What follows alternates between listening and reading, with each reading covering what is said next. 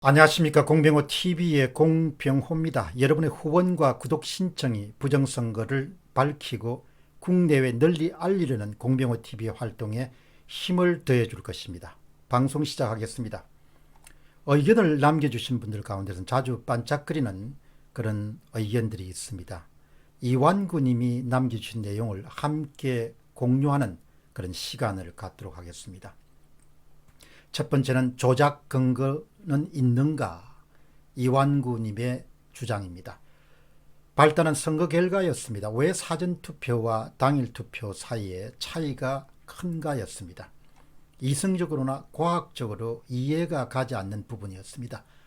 그래서 바실리아TV의 조수아 님이 데이터에 조작이 있을 수 있다는 가설을 적용시켜서 데이터를 다뤄보니까 이성적으로나 과학적으로 이해가 가게 된 것입니다. 이것을 우리는 학설이라고 합니다. 정확한 표현은 가설입니다. 일단 증명이 이루어지고 난 이후에는 이론으로 정립될 수 있지만 일단은 가설입니다. 만일 이 가설을 부정하고 싶으면 통계적인 그런 상관관계를 통해서 사전투표와 당일투표가 다른 것을 보일 수 있어야 됩니다. 이런 방식을 통하지 않고 이상한 논리로 우기는 것은 전혀 과학적이지 않고 논리적이지 않습니다. 저는 조슈아 님이 가설과 검증을 보고 확신을 했습니다. 조작이 있었다는 사실을 말입니다. 이렇게 이완구 님이 메일을 남겼습니다. 제 해석은 이렇습니다. 모든 것은 의심에서부터 출발합니다. 과학의 발전이란 것이 다 의심에서 출발한 것이죠. 땅이 평평하다, 지구가 평평하다 이런 것 다 의심하면서 출발하게 된 겁니다. 21대 총선 결과 분석은 특히 통계적 분석은 충격적이었습니다. 데이터 분석에 익숙지 않은 사람들의 반응은 좀 다를 수 있겠지만 저는 이 사람들 너무했다. 어떻게 하려고 이런 짓을 했지? 세상에 어째 이런 일이 일어날 수 있는가? 이것이 바로 통계 분석 데이터를 봤을 때 떠오른 그런 생각이었습니다. 서강대 화학과의 신운섭 교수는 가측 오차가 있다 이런 표현을 사용하게 됩니다. 이른바 조작값이 있다는 이야기시죠. 조작값을 찾아서 그것을 보정해 주거나 수정해 주거나 교정해 주게 되면 다시 조작 이전의 정상 상태로 돌아가게 됩니다.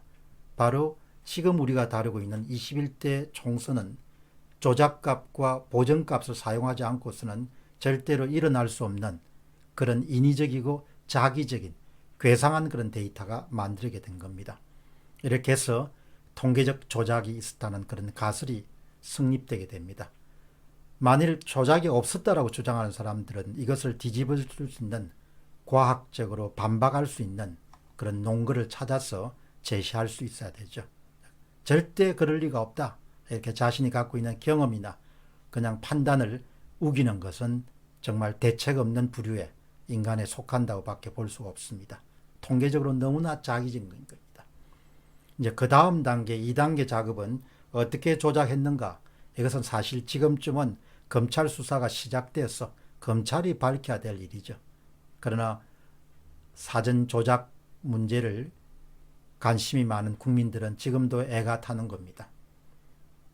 이것은 검찰이 해야 될 일을 임시적으로 저희들이 하고 있다 이렇게 볼 수 있겠습니다. 다음 질문은 어떻게 조작했는가 합니다. 이완구 님이 풀어놓는 이야기를 그대로 우리가 한번 함께 공유하도록 하겠습니다. 분류기와 계수기는 주요 부분이 마이크로 컨트롤러로 구현되어 있습니다. 그리고 이 마이크로 컨트롤러는 일종의 펌웨어에 의해서 운영됩니다. 이 두 단어입니다. 마이크로 컨트롤러와 펌웨어. 그 마이크로 컨트롤러가 펌웨어에서 제어되고 관리되고 운영된다는 겁니다. 그럼 여기서 이제 이야기하는 마이크로 컨트롤러는 영어로 MCU라고 부르고 마이크로 프로세서와 입출력 모듈을 하나의 칩으로 만들어서 정해진 기능을 수행하는 일종의 컴퓨터입니다. 다른 말로는 인베디드 애플리케이션용으로 설계된 연산장치다 이렇게 보시면 될 것 같고 펌웨어는 그야말로 아주 강하다는 그런 뜻이죠. 하드웨어화된 소프트웨어입니다. 다시 이야기하면 하드웨어에 포함된 소프트웨어. 다시 이야기하면 하드웨어를 제어하는 기본 컴퓨터 프로그램, 소프트웨어 프로그램, 이렇게 우리가 부를 수가 있겠습니다. 그러니까 분류기와 계수기의 주요 부분인 마이크로 컨트롤러는 하드웨어고 이것을 제어하는 것은 일종의 펌웨어다, 이렇게 보시면 좋겠습니다. 이완구 씨의 이야기가 계속됩니다. 대부분의 마이크로 컨트롤러는 메모리를 가지고 있는데 일부는 프로그램 할 때 고정이 되고 또 아주 일부는 유연하게 나중에 썼다 지웠다 할 수 있는 부분이 있습니다. USB 메모리를 생각하면 됩니다. 프로그램이 돌아가면서 지웠다 썼다 할 수 있는 메모리를 뜻합니다. 또한 대부분 마이크로 컨트롤러는 외부 통신 기능을 제공하고 있기 때문에 외부에서 컴퓨터나 통신 포트를 통해서 접속하여 일종의 조정을 할 수가 있습니다. 그러니까 분류기의 마이크로 컨트롤러는 제어용 컴퓨터에 있는 일종의 펌웨어를 통해서 얼마든지 수정하거나 조작할 수 있다는 것이죠. 여기 다시 말씀드리면 노트북에서 돌아가는 프로그램은 이러한 통신 포트를 통해서 계수기나 분류기에 접속하고 그 접속을 통해서 내부의 메모리를 조정할 수 있다. 어디 메모리입니까? 분류기나 계수기의 메모리를 조정할 수 있다. 이러한 조정을 통해서 무엇을 조정할 수 있는가는 펌웨어 프로그램을 분석하면 알 수 있다. 이게 가장 두뇌에 해당하는 것은 펌웨어고 그 다음 마이크로 컨트롤러라는 이제 손발에 해당한다고 이렇게 볼 수 있죠. 이 펌웨어가 어떻게 되어 있는지, 펌웨어가 어떤 소스로 구성되어 있는지 이것을 분석해 보면, 그러니까 이러한 조정을 통해서 무엇을 조정할 수 있는 것은 결국은 펌웨어 프로그램을 분석해 보면 알 수 있기 때문에 아무튼 분류기나 계수기에 펌웨어 개발자에게 현상금을 주고 법적으로 보호할 수 있으면 모든 것이 해결될 수 있을 것이다. 이것이 바로 이분의 주장입니다.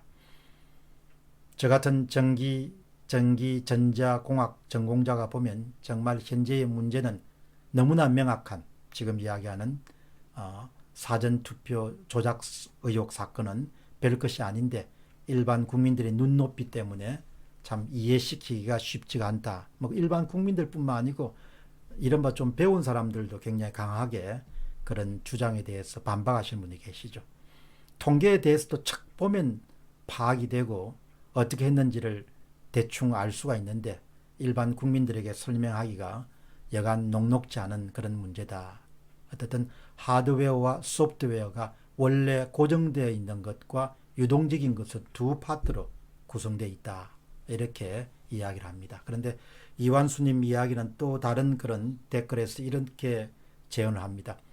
펌웨어 프로그래머도 미리 신고하지 않으면 나중에 크게 처벌받을 수 있다고, 그렇게 공 박사님이 이야기를 한번 해주시는 것이 필요하다고 봅니다.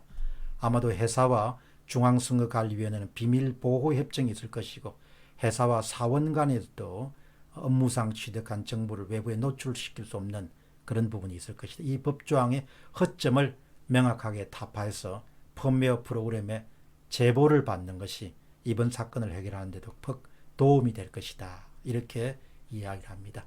어쨌든 외부와 통신이 연결되어 있을 가능성이 있고 그 다음에 제어용 PC 컴퓨터 안에 일종의 응용 프로그램 펌웨어가 장착되어 있고 이 펌웨어를 통해서 펌웨어 자체가 할 수도 있고 통신에 따라서 펌웨어가 가동이 돼 가지고 그 다음에 분류기에 어떤 마이크로 컨트롤러를 제어해서 어떤 또 다른 의도하는 결과를 만들어낼 수 있는 이런 부분을 이분이 굉장히 잘, 이완수님이 잘 지적하고 있습니다. 어쨌든 시간이 가면서 많은 분들이 의혹과 관련된 정보를 공유하고 또 정보를 확산시키기 때문에 영원히 이 사건을 덮는 일은 쉽지가 않을 것으로 봅니다. 하루하루 가면서 점점 실체적 진실이 가까이 다가서고 있다는 그런 생각을 하게 됩니다. 공병호 TV의 공병호였습니다. 감사합니다.